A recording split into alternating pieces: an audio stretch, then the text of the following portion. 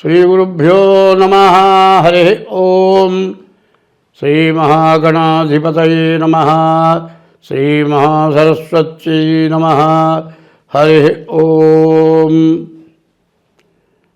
వందే శంభుమాపతిం సురగురుం వందే జగత్కారణం వందే పన్నగభూషణం మృగధరం వందే పశూనాం పతిం వందే సూర్యశశాంకవక్నినయనం వందే ముకుందప్రియం వందే భక్తజనాశ్రయం చ వరదం వందే శివం శంకరం.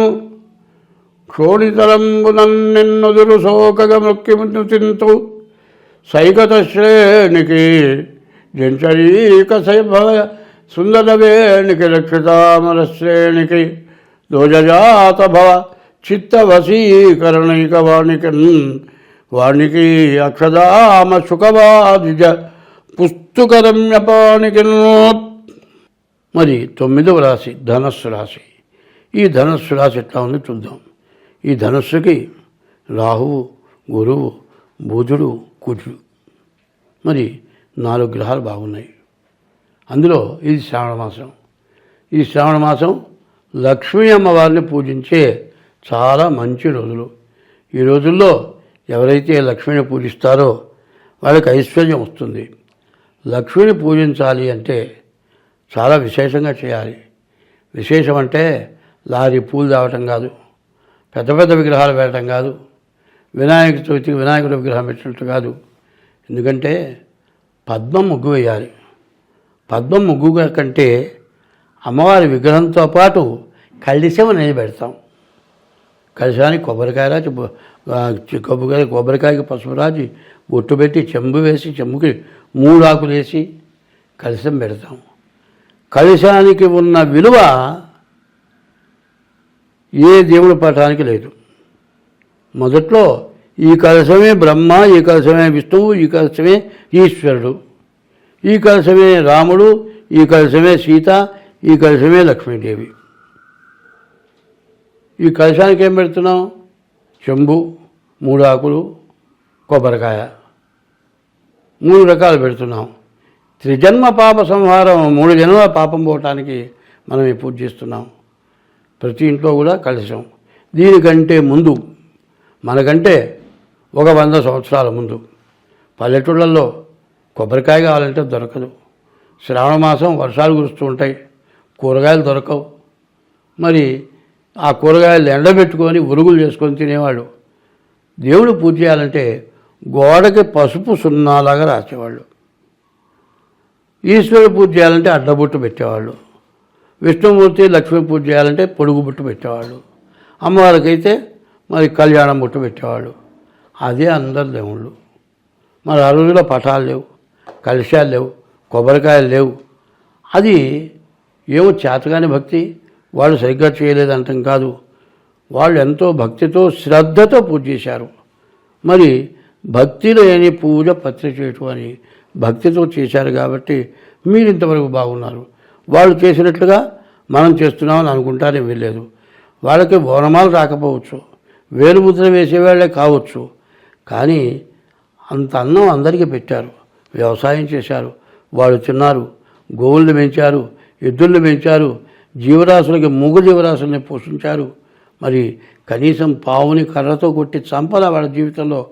పాము వస్తే దాని బతుకు దాన్ని దొరికి మనకెందుకు అని వదిలేసేవాళ్ళు. క్షేత్రంలో పాము తిరగని రోజు ఉండేది కాదు. అవి నేను కూడా చూచా.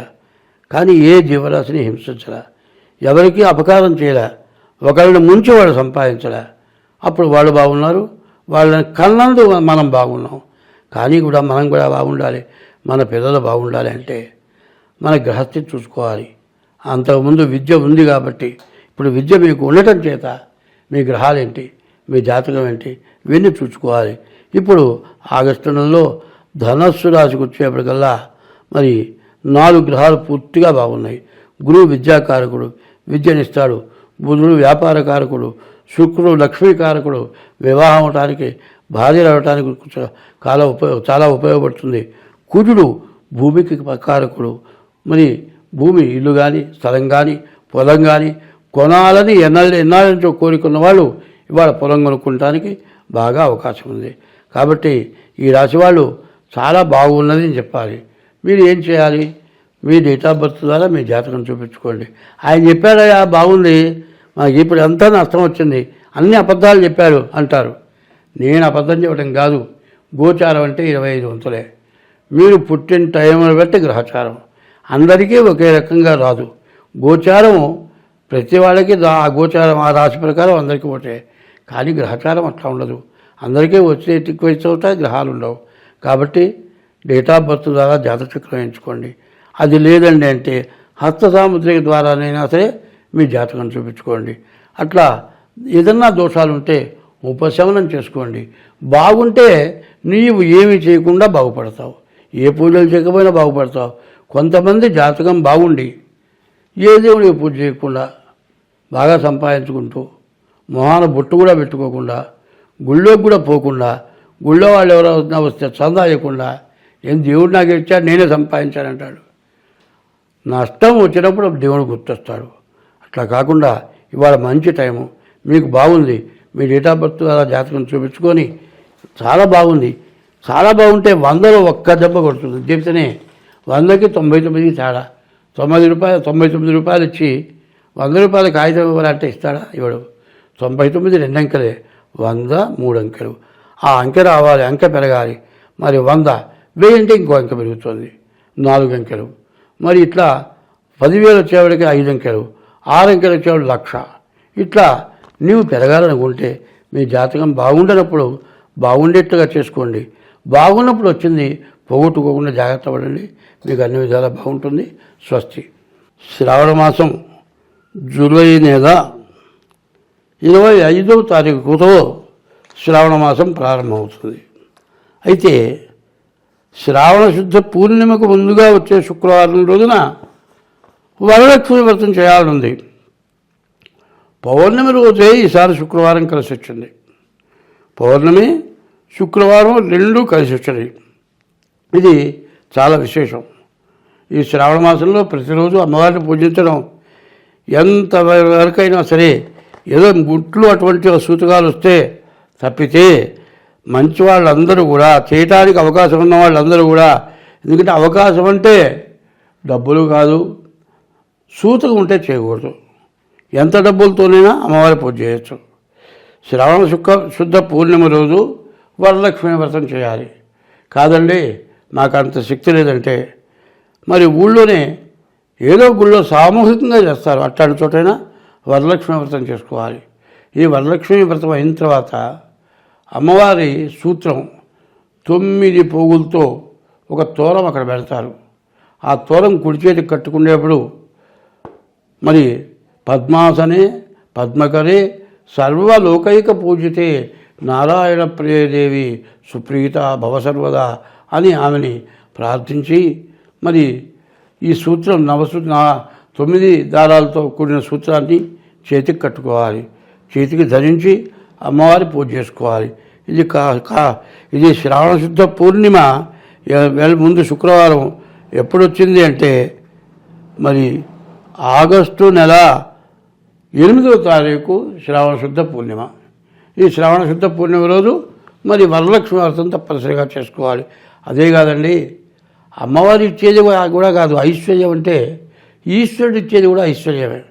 కాబట్టి శ్రావణ మాసంలో ఈశ్వరుడికి ప్రతిరోజు కూడా మరి శ్రావణ మాసం ప్రారంభం నుంచి చివరి వరకు కూడా మరి ఈశ్వరుడికి అభిషేకం చేసుకోవటం, గుళ్ళో అభిషేకం చేసే టైంకి వెళ్ళటం, మారేడు దాలు తీసుకెళ్ళి దేవుడికి ఇవ్వండి. ఆ అభిషేకం మీ చేతనైతే డబ్బులు కట్టి అభిషేకం చేయించుకోండి. అట్లా కాకపోతే కనీసం పూలు ఇచ్చి అభిషేకం దాకా ఉండి తీర్థం తీసుకోండి. కాదండి నెల మొత్తం చేయించుకోలేమనుకుంటే 4 సోమవారాలు వస్తాయి, మరి పౌర్ణమి వస్తుంది, మరి మాస శివరాత్రి వస్తుంది. ఈ 6 రోజుల్లో కూడా తప్పనిసరిగా ఈశ్వరుడికి అభిషేకం చేసుకోండి. మరి శ్రావణ శుద్ధ చతుర్దశి రోజున వరలక్ష్మి వ్రతం చేసుకోండి.